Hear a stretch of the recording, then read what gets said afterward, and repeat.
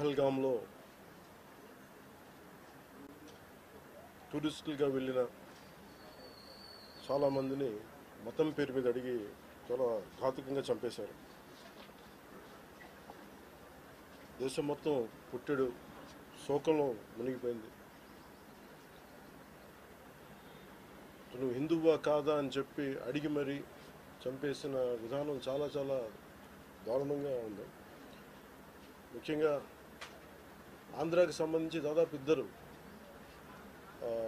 కుటుంబాలతో సహా వెళ్ళిన ఇద్దరిని చనిపోయిన 27 మందిలో కూడా ఇద్దరు ఆంధ్ర ప్రాంతానికి చెందిన వాళ్ళు కూడా ఉన్నారు. వాళ్ళని అడిగింది మీరు హిందువులా కాదా అని చెప్పి వారి కుటుంబాల ముందే, వాళ్ళ పిల్లల ముందే, వాళ్ళ సహధర్మచారుల ముందే మ్యాగజైన్ ఎంటీ చేశారు, తల లేకుండా చేశారు.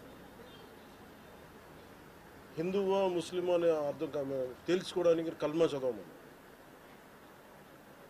ఇంత ఘాతుకంగా చంపిన తర్వాత దేశం మొత్తం కూడా ఒక డెసిసివ్ యాక్షన్, ఒక బోల్డ్ యాక్షన్ కోసం ఎదురు చూస్తుంది. అది నిన్న రాత్రి జరగటం. ఇలాంటి సమయంలో దాదాపు 9 ప్రాంతాల్లో 15 కిలోమీటర్ల నుంచి దాదాపు 200 కిలోమీటర్ల లోపల వరకు వెళ్ళి భారతదేశ సైన్యం అక్కడున్న మిలిటరీ ఎస్టాబ్లిష్మెంట్స్కి దాడి చేయకుండా, అక్కడున్న సివిలియన్ క్యాజువాలిటీస్ లేకుండా కేవలం ఎవరైతే ఉగ్రవాద సంస్థలు ఉన్నాయో, ముఖ్యంగా ఈ 3 సంస్థల మీద ప్రత్యేకించి దాడులు జరపడం, వాటిని ధ్వంసం చేయడం నిజంగా ఇది భారతదేశం ప్రతి ఒక్కరూ హర్షించదగ్గ విషయం. ఎందుకంటే 90s నుంచి కూడా కశ్మీర్ అనేది మనకి ఎప్పటి నుంచో Kashmir is an integral part of our nation, as undeniable fact అది. కానీ ప్రత్యేకించి ఈ ఉగ్రవాద మూకలు, పాకిస్తాన్ ప్రేరేపిత ఉగ్రవాద మూకలు, ఇది 90లో కూడా ఇలాగే కశ్మీరీ హిందూస్ని కశ్మీరీ పండిట్స్ని చంపేశారు. ఇట్లాగే చంపేసి కొంతమంది గతంలో కూడా చంపేస్తే అలాగే వాళ్ళని అంత్యక్రియలు చేయడానికి వాళ్ళని శ్మశానం దగ్గర తీసుకెళ్తే అక్కడ కూడా మిగతా కొంతమంది హిందువులను చంపేశారు. సో హిందువుల మీద దాడి అనేది ఇది అనాదిగా జరుగుతూనే ఉంది. కానీ I think it is a right time to take a decisive and bold action. It's a commendable job done by our army personnel and defense personnel, and we have to appreciate them. We'll stand by them under the leadership of Honorable Prime Minister Modi ji. We will stand by you, sir, and whatever you have taken, whatever decision, bold action, bold decision you take, we're going to stand by you. We are with you. Idi at the same time ప్రత్యేకించి this is a time of war, not a full-blown war, but it is a protracted war which will continue for a long time.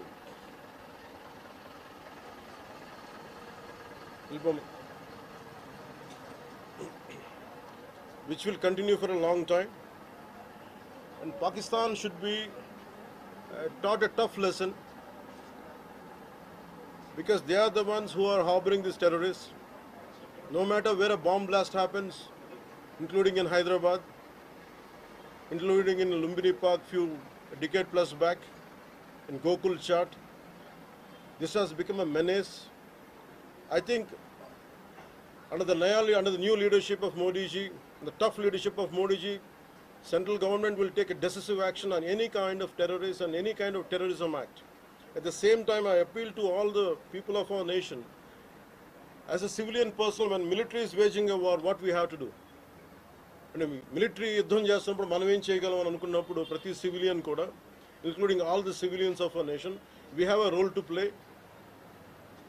Make sure any kind of anti-national rhetoric happens on social media. Make sure you give a counter-attack. Make sure they'll be brought to justice. Make sure you'll be conveyed to the relevant cybercrime departments. And also, please make sure we'll file cases on them. And also I have conveyed to our DGP also today morning, anybody from the state of Andhra Pradesh, anyone who goes anti-national and who goes against this war will be booked under very severe cases, and they have to be reminded. They belong. Any kind of attack on a nation from outside or within nation will be taken quite seriously.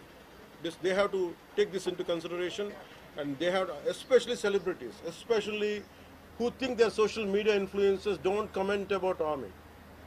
You don't know the ABC of how to safeguard the borders of this nation. You never know.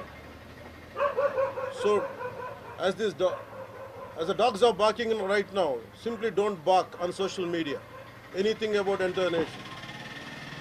Please don't bark on social media without having any understanding about national security. So this is what I appeal to all the social media influencers. Stern action will be taken in against you. Please, this is what our request to you all. And also at this time of in these tough times, we stand by Honorable Prime Minister Modi and the BJP-led NDA government, and we'll stand by you and we will be with you, no matter how long it takes, till the last terrorist is wiped out from this country. Thank you. ఈరోజు మనము యుద్ధ వాతావరణంలో ఈరోజు ఆంధ్ర రాష్ట్రంలో ప్రజలు బ్రతుకుతూ ఉన్న పరిస్థితులు కనిపిస్తూ ఉన్నాయి. ఇలాంటి దుర్మార్గమైన పాలన, రెడ్ బుక్ పాలన బహుశా ఎప్పుడు కూడా ఆంధ్ర రాష్ట్రంలో గతంలో ఎప్పుడు చూసి ఉండదు.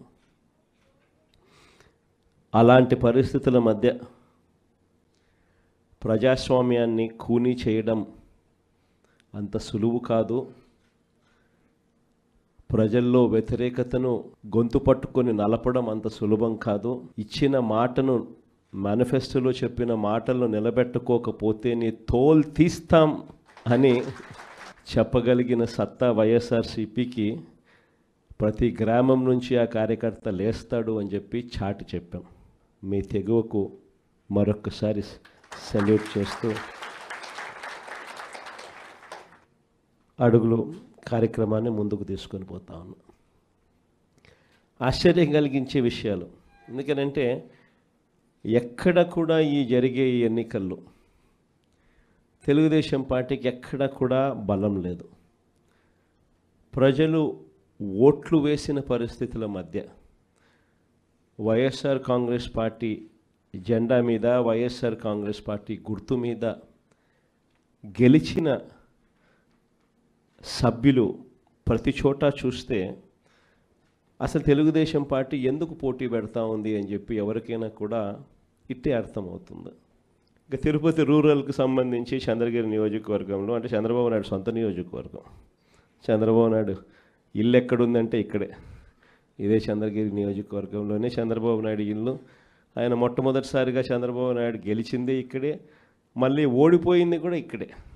అక్కడ బీసీలు డామినెంట్గా ఉన్న ఆ ఏరియాలో బీసీలకు ఇచ్చి సామాజిక వర్గాన్ని పైకి తీసుకొని రావాలి అని చెప్పి ఎవరైనా చూస్తారు, కానీ అక్కడ బీసీలు ఎక్కువగా ఉన్నారు, వాళ్ళల్లో ఆర్థిక స్థితిగతులు సరిగ్గా ఉండవు.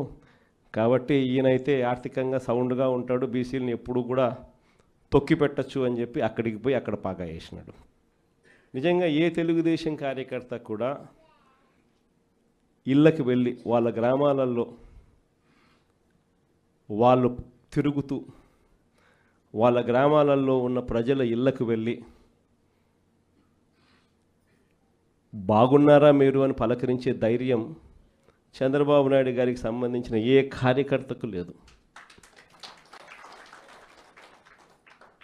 కారణం, చంద్రబాబు నాయుడు గారికి సంబంధించిన ఏ కార్యకర్త అయినా కూడా ప్రజల్లోకి వెళ్ళి వాళ్ళ ఇళ్ళ దగ్గరికి వెళ్తే ప్రతి ఒక్కరికి కూడా వెన్నులో భయమే.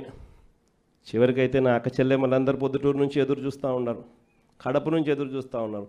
ఏదో ఉచితంగా బస్సు వస్తుంది, ఏదో విశాఖపట్నం పోయి రావచ్చు కదా, పొద్దున పోయి సాయంత్రానికి వెనక్కి రావచ్చు కదా అని చెప్పి అటువంటి చిన్నవి కూడా పట్టించుకోవడంలా, దానికి కూడా దిక్కులేని పరిస్థితిలో ఈరోజు రాష్ట్రంలో పరిపాలన సాగుతూ ఉంది.